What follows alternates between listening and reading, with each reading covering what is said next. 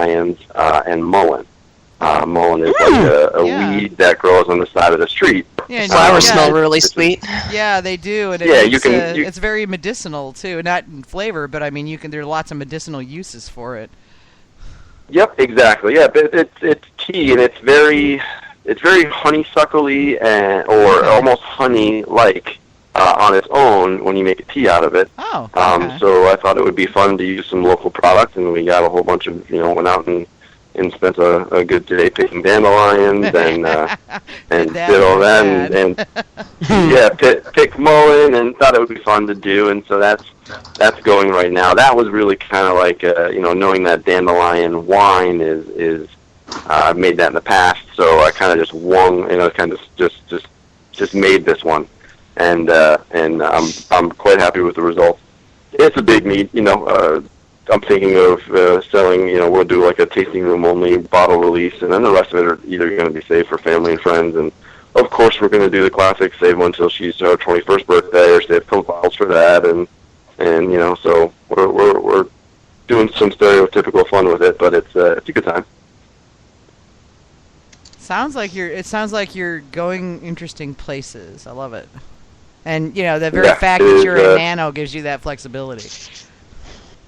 Absolutely, it really does, and it is giving us that possibility, and we can, again, I guess our business philosophy is, make sure it's fun, or always have fun. So, and we're definitely doing that, and it's a good time. Cool. Well, this has been fascinating. We have our little comment feed where we make sure that we hand off with who's talking and all that kind of stuff on the back end, and all three of us were going, it's been really awesome having you here. You've been a lot of fun, Adam. Thank you. Well, thank you, guys. I appreciate it. Yeah, no, we're glad to have you on. And thanks very much for the bottle of pineapple. I'm sitting here drinking it. And it's good. I'm glad it made it to you. And when last week I thought about it, I was like, I should just put a bottle in the mail and get it out there. So at least you have something, as we talk about what we do, you at least have something in front of you that you can try and be like, all right, well, this is working or it's not, or you'll just have an idea of who we are and what we're doing. So grab that one off the shelf. It's one of our latest releases, and want to send it out to you. It's doing really well for us. It's selling quickly. I like it. It's it opens up a lot as it sits. I noticed that. Yeah. And, it changes quite a bit as it sits. So I thought that was interesting. Not all meads do that. So. And that's always fun to see because I like to let them sit there and see what happens as they do that. Yeah, so some of my favorites are ones that I've opened and too late at night and drank 1/4 of the bottle, and then I'll get and call it a night and come back to it 2 or 3 days later, and when I open it 2 or 3 days later, the rest of the bottle, I'm impressed with the changes to it or what it's become. So it does happen quite a bit, which is nice. Yeah, the rest of this one is going to get drunk either later this week or on the next show, depending on whether or not I decide to go for it. But, no way I'm going to drink the whole bottle tonight or I'll be incoherent by the end of the show. But which I'm sure the other two would get all kinds of mileage out of, but we really don't want to go there, it could make for a good show. Yeah, I know, right? So we're fixing to go into the next segment, which is Making Mead-Back to Basics, and we're doing fermentation today. So we'll need to wind this up. You are welcome to stick around if you like. If you've got to go, that's great too. Whatever works best for you. But I'm going to go spend a little bit of time if my daughter is still awake and go put her to bed. Yep, go daddy then. Do the family thing, yeah. Yep, go be daddy. Yep, go daddy. They grow up really, really fast. Mine's fixing to have a kid of her own. Exactly, yeah. So. You guys will be in the background, though. I will continue listening in the background, stuff like that. Awesome. Well, thanks so much for coming on, Adam, and we really appreciate it. And I'll be watching to see what else you guys are doing and scheming to figure out a way that I can get a few bottles of a few of these things because they all look pretty yummy. Perfect. We'll figure out a way for sure. We'll figure something out, yeah. But all right, well, thanks very much, and go daddy, and have a great rest of your evening. Perfect. Thank you guys so much. All right. Thank you very much. Bye. Bye. Well, he was awesome. He definitely was. Yeah. So, all right, I have a little commercial for him, and I'm going to go ahead and do that so that we can get them a little airplay. Haymaker Meadery is creating modern meads with folk flair. We are about new ideas with solid roots, bringing new life to one of the oldest forms of fermentation. We strive to bring exceptional meads to the market with unique flavor profiles. We hope you enjoy our meads as much as we enjoy creating them. Drink, savor, and share with friends. Check them out at haymakermeadery.com. So what do we got for making mead back to basics tonight, AJ? We're going to start with fermentation from beginning to end. Because, a lot of people who... Nothing small or anything. Well, we're not going to go into too much detail on any one thing because, we've got an hour to get this. And, there's a lot of these topics that could probably take their own full hour and sometimes more than that. So we're just going to sort of go over, what can you expect? You're starting your first fermentation. What happens? What's going on at each stage? What can I expect? What do I need to watch for? When should I panic? What do I need to have on hand? When should I call in a friend to help? That type of thing. Right. So we were going to... Well, I guess we're going to start with equipment. Before we even get to fermenting anything, you need to make sure that you have everything that you're supposed to have with you. Otherwise, you're gonna mix your honey and water, and you're gonna be okay. Where's my? How do I know what my starting gravity is? Or where's my? Make sure that you've got everything you need, and that everything that you need is set up. Your vessel, whatever it is you're going to be using, either bucket or carboy. Your sanitizer is key, and that you have everything that you're going to use sanitized before you get started. It's as we've been saying often over the last few weeks, it's very important and makes your life a lot easier to have a hydrometer and the flask that you need to take a sample with and float the hydrometer in.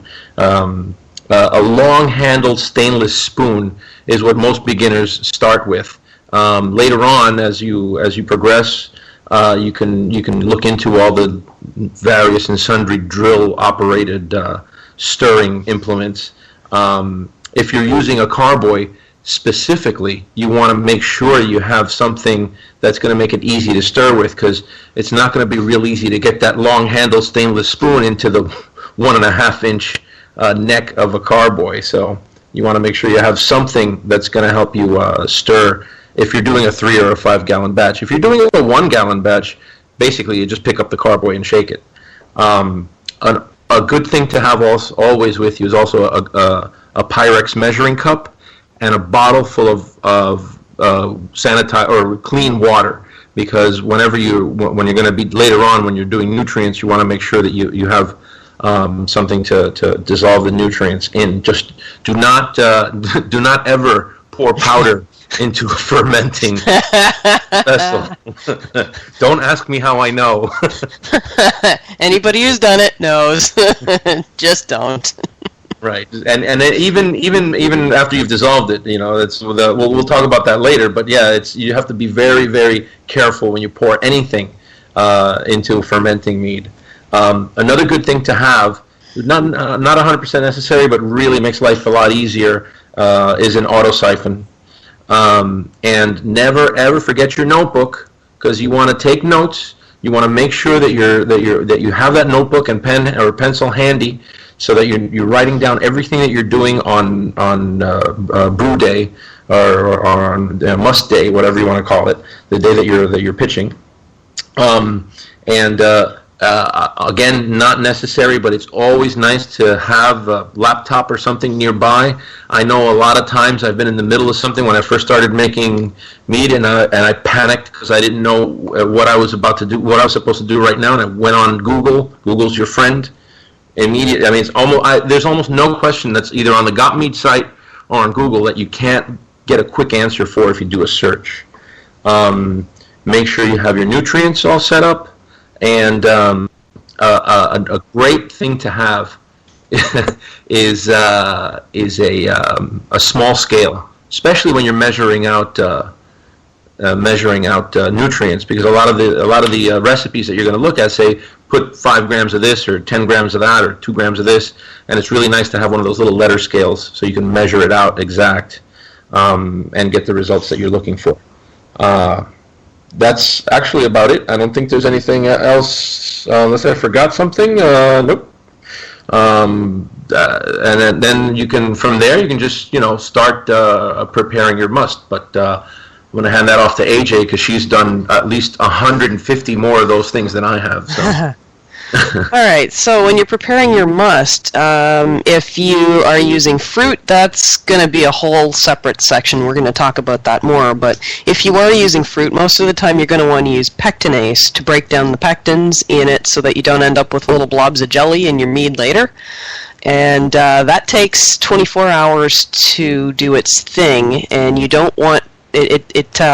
People have done some experimenting on that. It doesn't like high levels of sulfites, and it doesn't like high levels of alcohol, and it doesn't work as well during a vigorous fermentation. So the best time to do the pectinase is right at the beginning. A lot of people use sulfites on their fruit to start with. Personally, I have found most fruits don't need it. There's a few that do, and we will get into that in more detail in one of the new shows upcoming when we're going to talk about fruit. But typically, if you're going to sulfite it, you do that, wait 24 hours, add your pectinase, wait 24 hours, and then you can think about pitching. It's a good idea when you're preparing your must to know what it is that you want, so you have an idea of how much honey you want to how much water. And also, when you're using fruit, if you're going to, typically you want about 3 pounds of fruit, 2 to 3 pounds of fruit per gallon.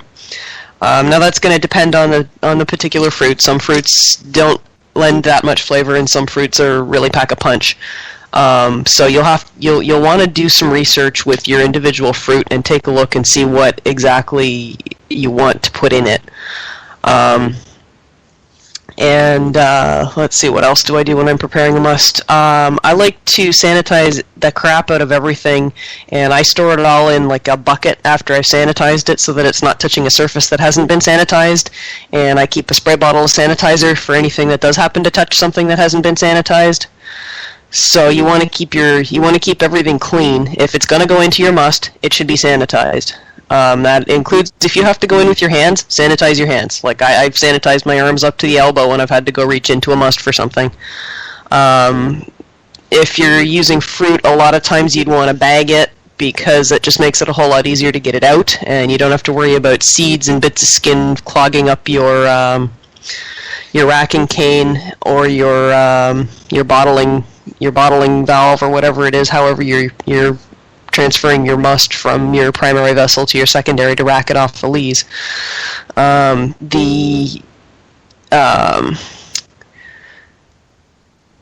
Sorry, I lost my train of thought. Coming back. When you're getting your thing ready, the other thing you want to figure out is what kind of yeast you're using. And you want to have everything there before you even open your bag of fruit or you get out the cutting board or whatever. You want to have everything with you, so you make a list and check it twice so that you know everything that you're going to need you've got. So there's not going to be any, putting it in the fridge overnight because you have to run out to the brew store in the morning because they're not open all night and you're doing this in the middle of the night like I always seem to be. And if you're using a smack pack, remember, you got to smack that pack 24 hours before you start all this. So right. Things like that you got to keep in mind before you mix honey and water. Go ahead, I'm sorry. Exactly. Perfect. That's exactly it. Is there anything else on preparation of must that I've missed? I can't think of temperature. I don't know. No, I think you're good. Okay. I think you're all right, so I'll go on to preparation of your yeast prior to your pitch. Whatever yeast it is that you've chosen to use, follow the directions on the package, because the people who made this yeast, they developed it and they've developed the directions for a reason. Pitching it in dry, yeah, it'll probably work, but if you can give your yeast an advantage, why wouldn't you? So, follow the directions for rehydration. If you've got Go Firm, use it. If you're making if you